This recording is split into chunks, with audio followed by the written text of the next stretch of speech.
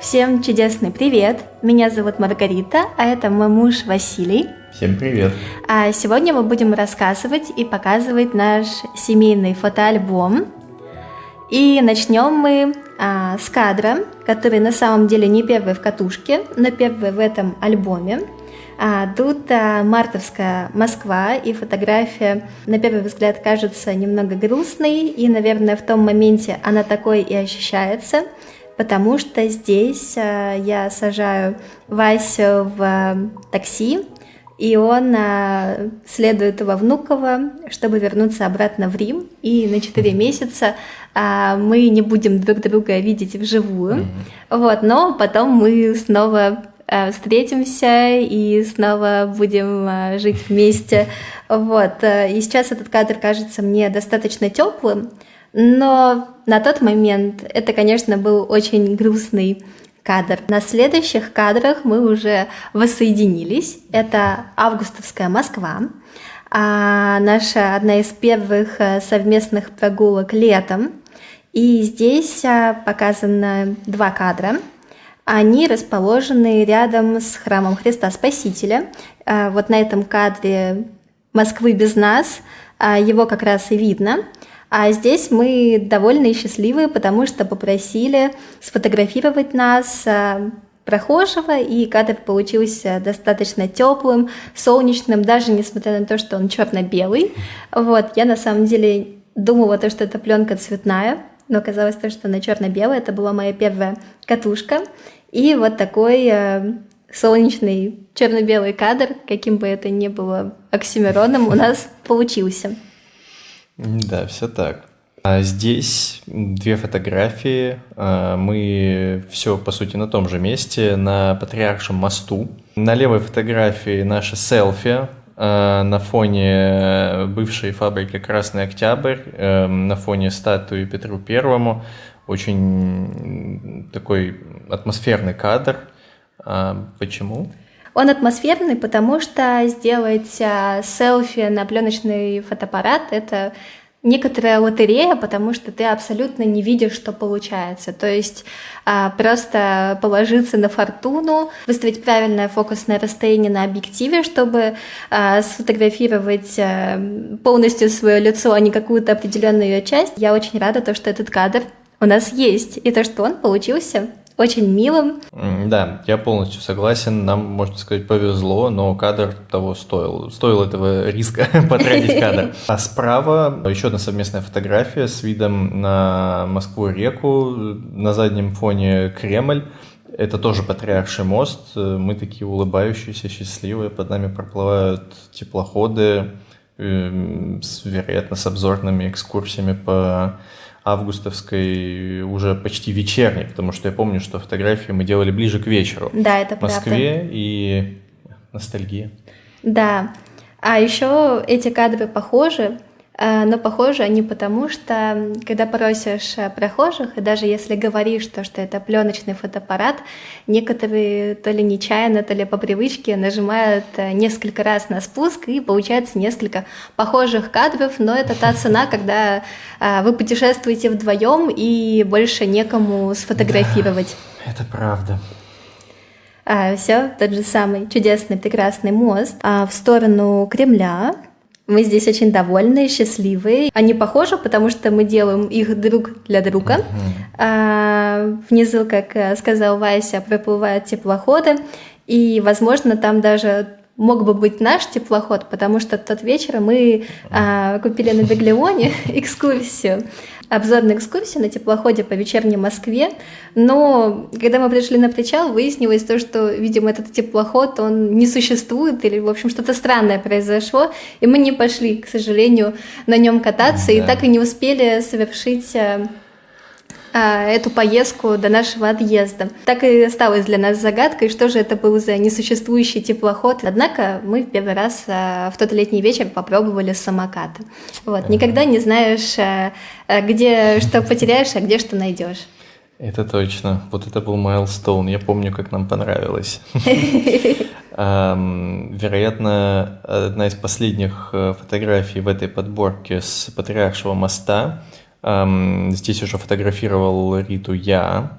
Вид все так же на фабрику «Красный Октябрь», только статуя здесь как-то она более четко в кадре, мне больше нравится. Снизу проплывает еще один большой достаточно теплоход. Кто знает, сколько там людей, которые видят Москву впервые, и как она им нравится. Романтика. А мне очень нравится этот памятник. Я видела его даже с теплохода, но буквально месяцев, может быть, за 10 до этого момента, когда сделан этот кадр. Я бы даже сказала, одновременно и мужественно, и романтично. А на правой фотографии Кремлевская набережная. Очень атмосферный кадр, как по мне, потому что один из редких вообще кадров, когда этот участок дороги удалось снять вообще без машин. При том, что это еще далеко не ночь, вполне себе дневной свет еще присутствует. Вот. И так получается очень красиво. Фотография в цвете была бы, мне кажется, теплее и как лучше бы отображала вайб, в котором она была сделана. Ой, а это одни из моих любимых кадров. Я их просто очень обожаю. На первом кадре Мартовская Одинцово, это не Москва. Я раньше жила в Одинцово, и потом Вася приехал, тоже жил вместе со мной в Одинцово. Здесь Вася фотографируется с удочками и очаровательно сидит. Эти утки, они просто фантастические, потому что рядом с моим домом, если вдруг кто-то был в Одинцово и знает, как оно там все выглядит, рядом с моим домом было озеро, где жили эти утки, и я любила захаживать туда, смотреть на них, подкармливать их. И потом, когда случилась зима, я нашла ответ на извечный вопрос из книги «Над пропастью во ржи», что же случается с утками на озере во время зимы. Оказалось, что эти утки, они перемещаются в более теплое озеро рядом со станцией. Видимо, там какая-то теплая вода, и вот все уточки с округи слетаются туда жить на зимний период, на зимовку. И вот это буквально недалеко от станции. Эти уточки, они были такие ручные, то есть их можно было кормить прям с рук, они абсолютно не боялись и вызывали очень-очень-очень много позитивных эмоций. Вот, и это как раз один из таких моментов, поэтому он у меня вызывает чистые, искренние, радостные эмоции. А этот кадр уже из летней Москвы, с того самого вечера несуществующего теплохода. На первый взгляд кажется, будто бы фотография, она с браком, скажем так, то есть главное лицо, оно не в фокусе, а в фокусе задний план, и как-то это выглядит странно, но на самом деле это так и задумано, потому что на заднем плане проплывает теплоход с надписью «Василек». И вот такая получается игра «Василек» на фоне Василька. Этот теплоход плыл с достаточно большой скоростью, и просто были считанные секунды, чтобы успеть сфотографировать Василька на Васильке, и я очень рада, что у нас это получилось. Но ты успела все-таки. Да, мне тоже нравится этот кадр. Это тоже панорамный вид, сделанный примерно в то же время, что и другие кадры, которые мы уже показали. Вид на Кремль, все так же на Москву-реку, навевает такие прям воспоминания. А на следующей фотографии мне очень нравится этот кадр. Это такой достаточно знаменитый вид на храм Василия Блаженного. И мне очень нравится динамика, которую получилось создать на этом кадре. Едущая машина, все такое быстрое, немножко даже смазанное. Как-то так я это ощущала, мне это нравилось, и этот кадр навевает на меня теплые воспоминания. Эти две фотографии сняты с видом на, если мне не изменяет память, водовзводную башню кремлевскую. Это вот мы, получается, спустились с Патриаршего моста и пошли по набережной прямо к Кремлю. Это, получается, была первая башня, та, которую мы увидели. Конечно, без машин ее снять не удалось, но тем не менее. В вечерних закатных цветах смотрелось очень красиво под цвет кирпичей самой башни. Глава 2. Флоренция. Да, много воспоминаний связано с этими двумя кадрами. Разумеется, фотографировали мы друг друга, каждый. Здесь мы стоим на Пьяццале Микеланджело во Флоренции, в Италии. Погода ноябрьская, то есть довольно хмурая, серая, пасмурная. Шел дождь, как по нам в целом видно. Я вообще стою в дождевике, да. А я стою в куртке, я думала, что она... Это моя куртка. Да, это куртка Васи, я думала, что она не промокает, но это... Ну, до определенного предела, скажем так, она не промокает, но флорентийский предел я пробил. В плане осадков. Собственно, на заднем фоне мы видим здесь базилику Санта-Кроче, совсем недалеко от места, где мы остановились. Также на заднем фоне едва заметно... Словно призрак. Словно призрак, да, Санта-Мария-дель-Фьоре, огромная средневековая церковь со знаменитым куполом Дуомо ди Ференце, построенным Брунеллеске, да. Также тенью, но достаточно высокой, виднеется Торре ди Арнольфо. Большая башня, если я не ошибаюсь, раньше была частью городской ратуши, или в общем-то, и была городской ратушей на Пьяцца делла Синьория. Я очень хотела туда сходить. У меня было несколько попыток, но так и не получилось. Да, почему-то нам не повезло, но что поделать. Очень странные часы работы. Да, поэтому получились такие две атмосферные, характерные для осенней Флоренции фотографии. Это наша первая поездка. Это был январь месяц, каникулы, и мы поехали в Доломитовые Альпы, остановились в городке под названием Шена, недалеко от Мирано, это был ближайший большой город, и в относительной близости от Больцано. Здесь, в этом достаточно небольшом городке Шена, каким-то образом был вот такой вот гигантский, лично по моим меркам, замок. И, конечно же, нам он очень сильно приглянулся. Там была красивая живая изгородь, и вот он весь такой аутентичный, такой средневековый, такой монументальный. И, конечно же, мы его облюбовали для фотографий. У него очень интересная конструкция, и я думаю, его было бы интересно скетчить или замоделировать, потому что вот у него такая необычная форма, он состоит из разных частей. А на этом кадре, где я, еще и видно очень маленькую готическую часовню. Честно говоря, она была такая узкая и такая вытянутая, что для меня до сих пор загадка, как же там помещаются люди, помещаются ли они вообще. И в целом там достаточно интересная архитектура, и находится эта деревня в горах, в Альпах. Еще добавлю от себя буквально пару строк, что сам замок стоит прямо на склоне холма, ну, то есть, можно сказать, он стоит на горе, но там за ним прям резкий обрыв. То есть с него открывается панорамный вид на долину, которая между гор находится. Да. По сути, там же лежит Мирано, просто мы были прям на горе, получается, а вот оттуда открывался красивый вид. Плюс он был окружен рвом. Этого не видно на фотографиях, но ров там был. Достаточно большой. Полная защита. Да. Мы очень хотели прокатиться на фуникулере, на канатной дорожке, на такой дорожке, чтобы она прямо на вершину горы нас привезла. И эти фотографии сделаны по пути как раз-таки от Шены к точке, откуда стартует канатная дорожка. И мы здесь видим прям кисель, в котором как будто тонут горы на заднем фоне, Доломитовые Альпы.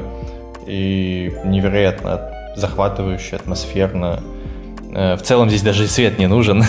Да. И так видно, что такие тяжелые облака обволакивают эти горы, как... Даже не знаю, какой эпитет подобрать. Как пушистое одеяло. Да, как пушистое одеяло, все так. Кстати, вот здесь как раз-таки видна та самая долина. Мне очень нравится наблюдать за такими облаками, и как-то раз эти облака добрались даже в домик, в котором мы остановились. Там была красивая веранда, где мы кушали круассаны. Круассаны были восхитительные, до сих пор их помню. Вспоминаю только хорошим словом. Да. И как-то раз эти облака напали и на нас, и мы сняли таймлапс, как они так подкрадываются и захватывают все пространство, и ты находишься словно ежик в тумане. Очень красиво, Да. очень волшебно, мне прям такое нравится. Они спустились с одной горы, потом прошли через долину, а потом поднялись на вверх другую. уже на нашу гору. А это кадры, когда мы уже поднялись на вершину горы на канатной дороге. Мы были на этой вершине буквально одни, сверху было все в снегу, то есть если в Шене или в Мирано было достаточно тепло, то есть там около нуля, может быть, держалось, или даже +5, +10, может быть, даже было в какой-то день достаточно, может, +8. Особенно в Мирано, когда мы ходили, было достаточно тепло. Да, в Мирано было довольно тепло, да. А здесь уже прям царит зима, и очень, очень красивый, невероятный вид открывался с этой вершины, все в снегу, прям таки новогодняя сказка, эти елочки, которые прям с ног до головы окутаны в снежок, и мы очень довольны. Конечно же, наверняка в цвете это было бы красиво, потому что здесь еще где-то в горах виднелась зелень, и сами елочки зеленые. Ну, в общем, как получилось, так получилось. А этот кадр мне еще нравится тем, они сняты с одного ракурса, мы фотографируем друг друга, но здесь особенность в том, Вася стоит в шапочке с медвежонком. С этой шапочкой у нас есть отдельная история с другой фотографией. Вот она. Вот так вот она выглядит, она у нас стоит в рамке на полочке. Она не пленочная, она просто распечатанная, и это наша самая первая фотография, сделанная на телефон. И Вася перед первым свиданием, он не верил в то, что я принесу шапку с медведем и крем для рук, и вот как бы я принесла. Вот, и Вася без всяких лишних слов решил примерить эту шапку, ему понравилось, и эту шапочку мы в итоге забрали с собой, до сих пор она у нас живет на полке, хотя мы носим ее достаточно редко в силу климата вокруг нас. Еще возьмем, будет куда ее вот, взять. Здесь очень красивый вид на Кремль. Я распечатывала ее потому, что на самом деле это не просто фотография, это еще и как будто бы открытка. Если снять рамку, то здесь есть текст, вот он, вот такой вот текст. Когда в марте Вася уехал, когда Вася в марте уехал в Италию, в апреле у него был день рождения. И я собрала ему посылку с подарком, вот, там был галстук, еще там кое-чего. И вот эта распечатанная фотография с пожеланиями, вот, поэтому она была словно открытка. Такой вот секрет есть у этой фотографии сзади под рамочкой. Очень теплая. Мне кажется, она до сих пор пахнет даже теми духами, которые ты... Возможно. Да, так и есть. Я очень сильно напшикала своими духами, чтобы... Галстук. А фотография лежала как раз-таки совсем рядом, по-моему. Да. Но мне этот запах очень нравится. Он медленно открыл глаза и вспомнил этот запах ванили, что уже долго сводил его с ума. Это был отрывок из текста, который Вася писал для работы, вот, и из рассказа. И мне этот рассказ понравился, мне как раз были духи с ванилью. Как удачно получилось, да? Как совпало просто. Я, конечно же, не могла не подсветить этот момент. Ну, в общем, все привело к тому, что вот мы здесь. Это точно. Да, в общем, как-то так это получилось. Поэтому эта шапочка и эти фотографии вызывают очень теплые эмоции. Вот. Все так. И здесь уже не Шена, а городок побольше Мирано. Он достаточно интересный тем, что там много такой более австрийской архитектуры, более готической, более острой относительно, там, если сравнивать с Италией. Вот, то есть этот город находится на стыке близко к границе с Австрией, насколько я помню. И вот такая там интересная архитектура. И вот эта фотография, она сделана с такой средневековой башни, в который свободный вход, то есть абсолютно любой желающий может подняться по этой лестнице и посмотреть на город с вершины этой башни. Конечно же, я не могла упустить такую возможность, и мой Вася тоже, поэтому вот мы здесь фотографируемся сверху, любуемся городом, и видно просто расстилающиеся в горизонте горы. Интересно это еще было тем, что тут виднеется вершина в снегу, а здесь как бы царит еще все еще какая-то осенняя погода, солнечная, какие-то ягодки висят на дереве, какие-то алоэ, помню, что там был просто гигантский алоэ, больше, чем я в несколько раз, как будто бы смешение нескольких сезонов в одном кадре, что очень нетипично для Москвы, то есть если зима, то она как бы полноценная зима, снег и снег. Да. А здесь как бы и осень, и даже как будто бы кусочек лета, и зима, все смешалось воедино, и казалось мне очень контрастным и интересным. Вот здесь одна из моих любимых фотографий.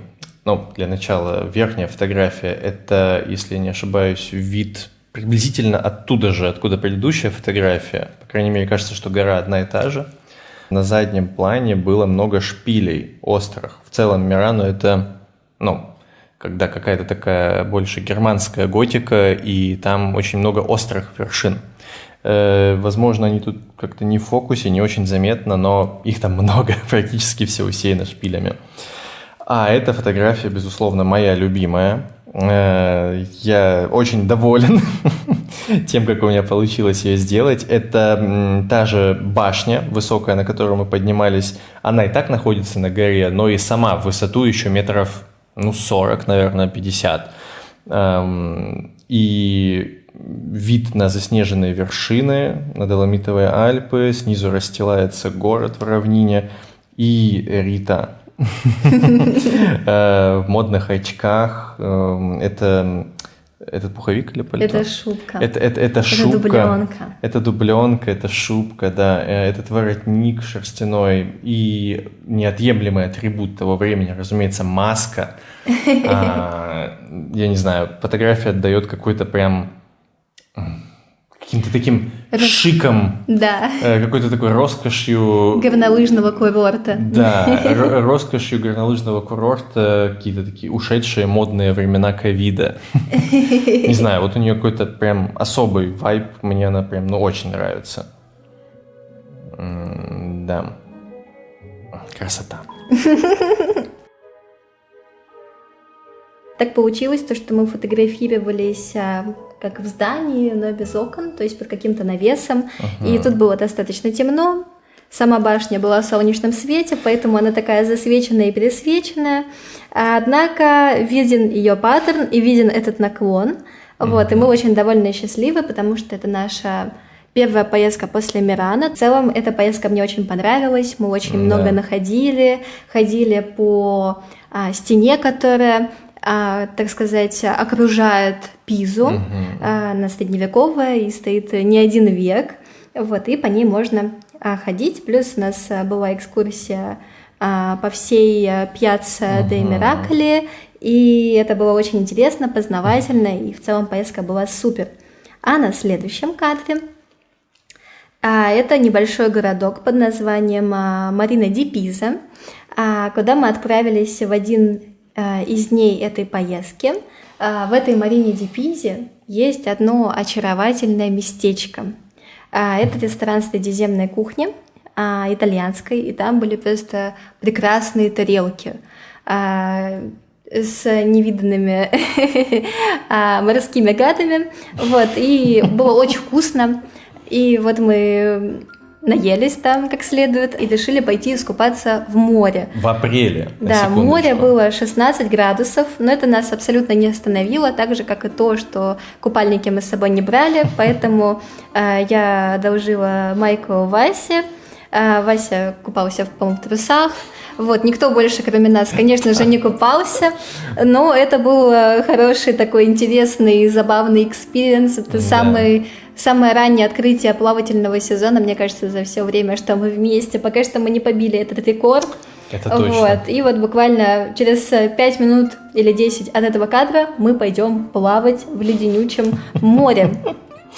Это точно, да, это было легендарно. И воспоминания такие, с одной стороны, теплые, с другой стороны, холодные, Да. потому что вода была, я бы сказал, даже немного обжигающей холодной.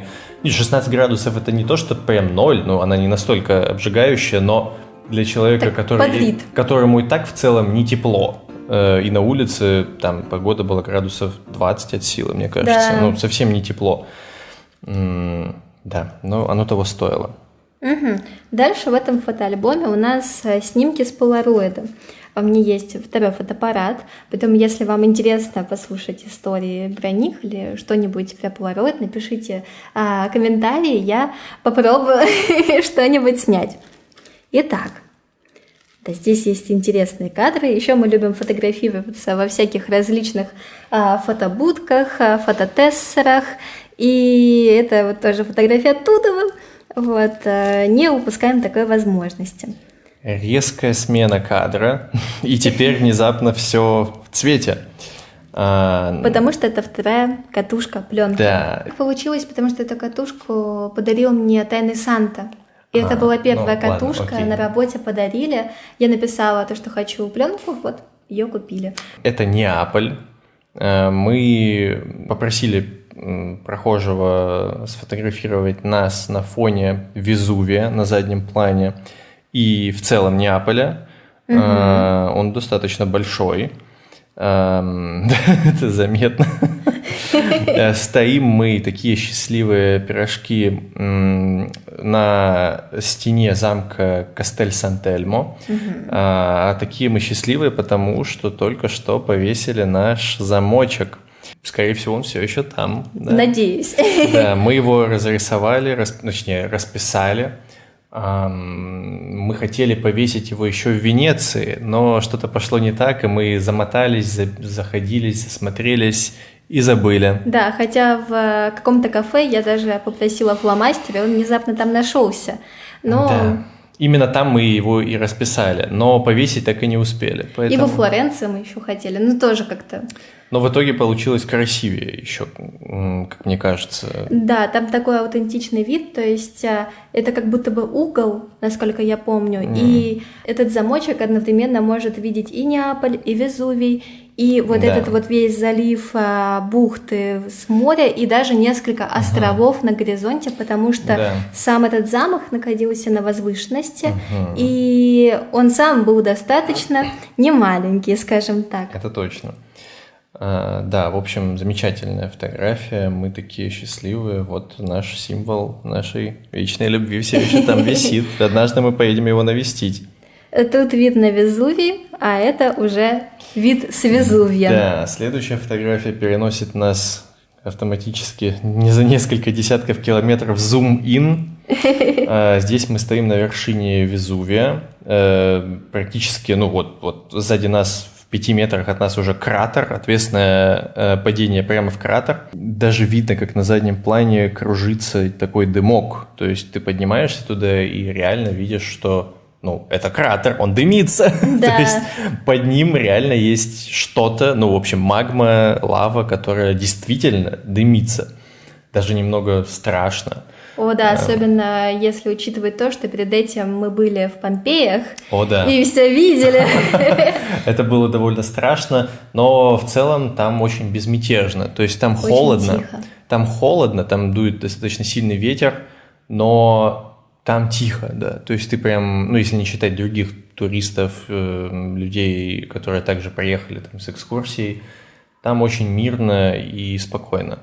Безмятежно. Да. И мы здесь такие довольны, у нас просто эмоции. Вулкан, потому что это наш первый Потому вулкан. что это и есть вулкан. Да. Если там горы в жизни были, то вулкан это был первый, и он еще Да. действующий, насколько я Да. знаю.